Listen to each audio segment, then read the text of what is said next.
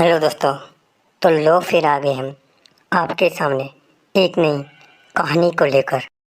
रात का तीसरा पहर था। पहाड़ों पर घना कोहरा छाया हुआ था। मंदिर की घंटियां बिना किसी के छुए अपने आप बज रहे थे और तभी एक करहाती आवाज गूंज उठी। भोलेनाथ, इस बार मैं तुम्हें भी नहीं छोड़ूंगी। गांव के लोग डर से कांपने लगे, पर कोई नहीं जानता था कि आखिर यह आवाज किसकी थी और क्यों अब भोलेनाथ को चुनौती दी गई थी। तो जानते हैं इस कहानी में। तो चलिए शुरू करते हैं इस अद्भुत रहस्यमयी कहानी की। तिलकोट गांव में अचानक लोगों के मन में एक अजीब लालच पैदा होने लगा। कोई सोने की चाह में रिश्तेदारों से लड़ने लगा, तो कोई जमीन के लिए भाई से झगड़ पड़ा। गांव के सीधे साधे लोग बदल गए थे। इसी दौरान एक रहस्यमयी औरत गांव में आई। वो कहती, जो चाहो वो मिलेगा, बस एक छोटी सी कीमत पर।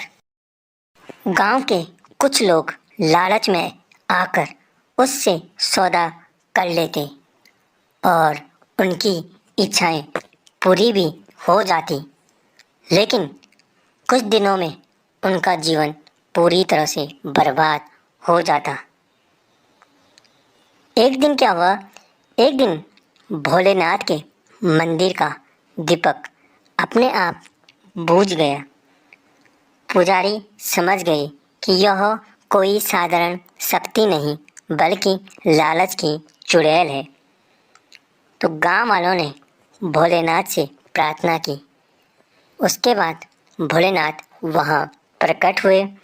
भोलेनाथ ने ध्यान लगाया और देखा कि चुड़ैल कोई और नहीं, बल्कि एक पुरानी आत्मा थी, जो खुद अपने लालच की वजह से मारी गई और अब दुष्टों के मन में वही बीज बो रही थी।